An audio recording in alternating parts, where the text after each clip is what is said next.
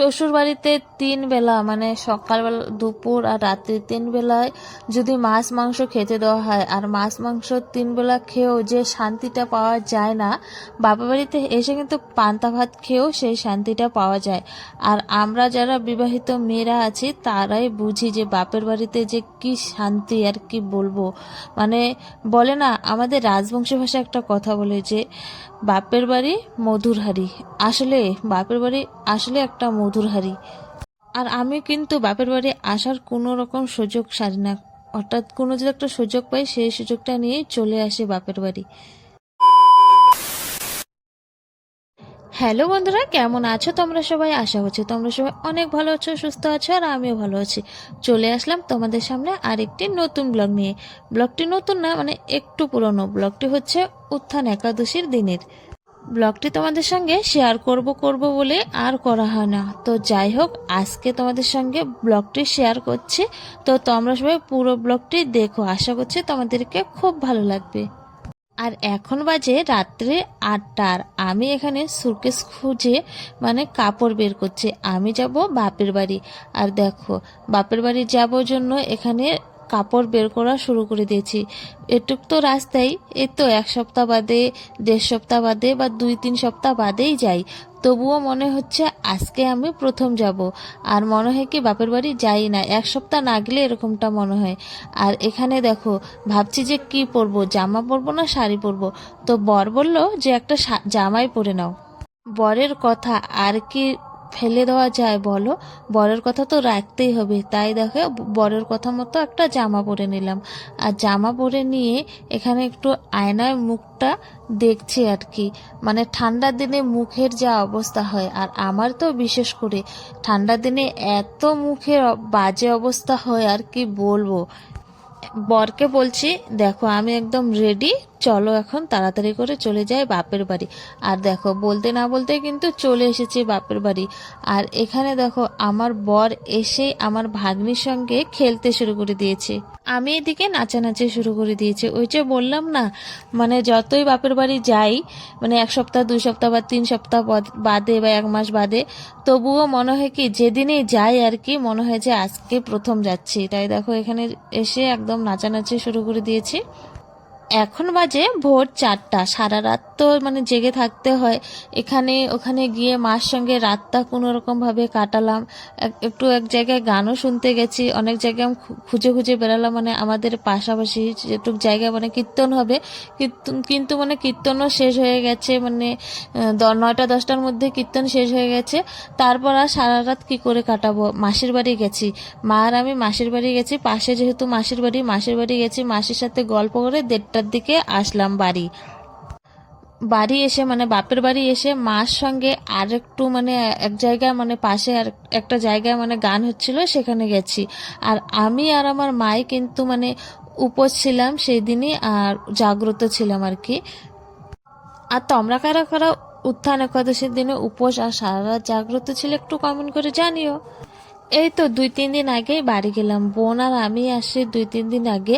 বাপের বাড়িতে অনুষ্ঠান ছিল, এসেছি। বোন ছিল আর আমি বাড়ি চলে গেছি। আর আজকে দেখো আবারও এসেছি।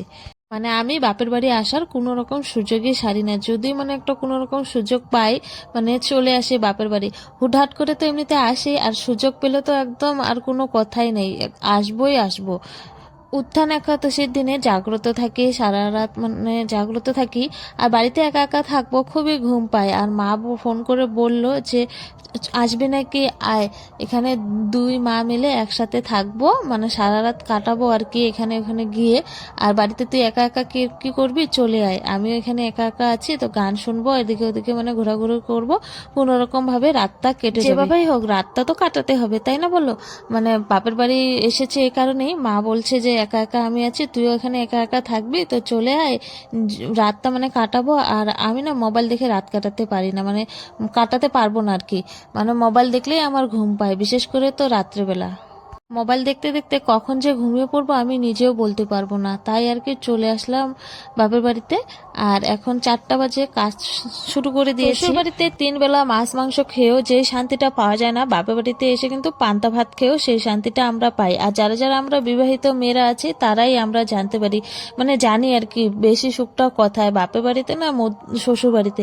আর বাপের বাড়িতে আমাদের মানে রাজবংশী ভাষায় বলে যে বাপের বাড়ি হচ্ছে মধুর হাড়ি। সত্যি বাপের বাড়ি মধুর হাড়ি।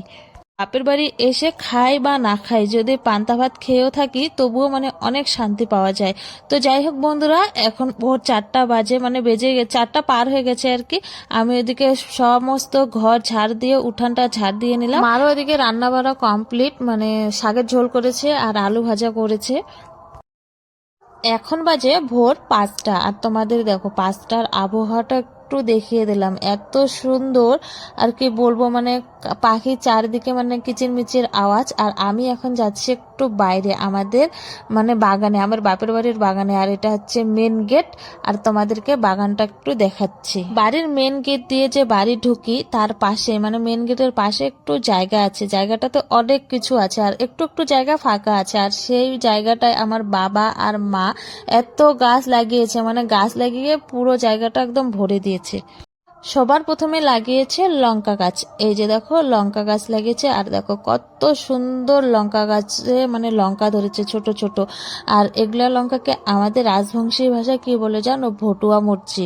তো দেখো ভটুয়া মুরচি সব গাছে মানে একটু একটু করে ধরেছে, যতগুলো মানে লঙ্কা গাছ লাগিয়েছে। আর তার মধ্যে দেখো ফুল গাছ, অনেকগুলো ফুল গাছ লাগিয়েছে। আর এখানে একটা হচ্ছে আম গাছ, এটা কি গাছ জানি না। এখানে হচ্ছে সুপারি গাছ। আমিও কিন্তু আজকে প্রথম মানে ভালো মতো করে জায়গাটা দেখছি। এত আসে গাছগুলোতে জলও দেই, তবুও মানে দূর থেকে দেই, গাছগুলো সেরকম আর কি দেখা হয় না। আর আজকে দেখো তোমাদেরকে দেখাচ্ছি, আর তার সঙ্গে সঙ্গে আমারও কিন্তু দেখা হয়ে যাচ্ছে যে এটুক জায়গায় কত রকমের গাছ আছে। সুপারি গাছ আছে, এই যে ফুল গাছ, ফুল গাছও কিন্তু অনেক রকমের আছে।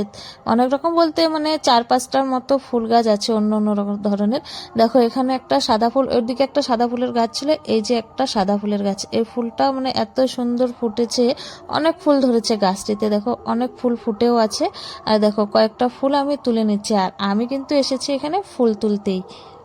মা আমাকে বলল যা কয়টা ফুল তুলে নিয়ে আয়, তাই মার কথা মতো চলে আসলাম ফুল তুলতে। আর এখানে এসে ফুল তুলে নিচ্ছে, আর তার সঙ্গে তোমাদেরকে একটু বাগানটা দেখালাম আর আমিও দেখে নিলাম। আম গাছ, ফুল গাছ, লঙ্কা গাছ, আর হচ্ছে কুশিয়ারের গাছ, কুশিয়ার, আর হচ্ছে কচু, মানে অনেকগুলোই গাছ আছে। জানি না তোমরা কতটা দেখতে পেয়েছো, মানে তোমাদেরকে কতটা দেখাতে পারলাম মানে আমাদের এই বাগানের গাছগুলোকে। তো আমি তোমাদেরকে বললাম যে এগুলো গাছ আছে। আর দেখো এখানে আমার মেয়েও কয়টা ফুল তুলে নিল।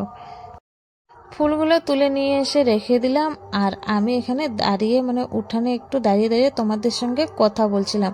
কিন্তু মানে আমার মোবাইলে এত প্রবলেম হচ্ছিল, মানে ভিডিও হচ্ছিলই না আর কি, মানে ক্যান্সেল আপ দেখাচ্ছিল, মানে ভিডিও আর কি, মানে মেমোরি একদম পুরোপুরি ফুল। আর আমি এটাই বলছিলাম, মানে এখন এখানে বসে বসে বলছি আর কি, চেয়ারে এতক্ষণ বলছিলাম। আর এখন আমার বোনের মোবাইল দিয়ে এটা মানে শ্যুট করছি ভিডিওটা। আর এই ভিডিওটা আমি পরে তখন নিয়েছি, আর বলছি যে এখন ভোর মানে 5টা 5:30 বাজে। আর আমি মানে আমাদের এখানে সবাই আজকের এই দিনে মানে সারা রাত জাগ্রত থেকে ভোরবেলা নদীতে স্নান করতে যায়। আর এখন আমরা স্নান করতে যাব, আর সেই কথাটা এখানে বসে বসে তোমাদেরকে বলছি। তো চলো আগে স্নান করে আসি, তারপর তোমাদের সঙ্গে কথা হচ্ছে। মানে আমরা এখন স্নান টান করে মানে সূর্য দেবতা উঠবে, মানে সূর্য উঠবে, সূর্য উঠে সূর্যের মুখ দেখে মানে সূর্যকে প্রণাম করে তারপর নদীতে স্নান করে চলে আসবো বাড়ি। তো স্নান টান করে তারপর মানে ঠাকুরকে পুজো দিয়ে তারপর মানে খাওয়া দাওয়া করবো, মানে ভাত খাবো আর কি, প্রসাদ খেয়ে তারপর ভাত খাবো। আর দেখো স্নান করে চলে এসেছি বাড়ি, এখন বাজে সকাল 8টা। আর আজকের ব্লগটা এই পর্যন্তই। তো তোমরা সবাই খুব ভালো থেকো, সুস্থ থেকো। আর আমার ব্লগটা যদি কিছু ভালো লেগে থাকে তো অবশ্যই লাইক করে চ্যানেলটিতে সাবস্ক্রাইব করে তোমরা সবাই আমার পাশে থেকো, আর বন্ধুদের সাথে শেয়ার করো। তো সবাইকে জানি টাটা।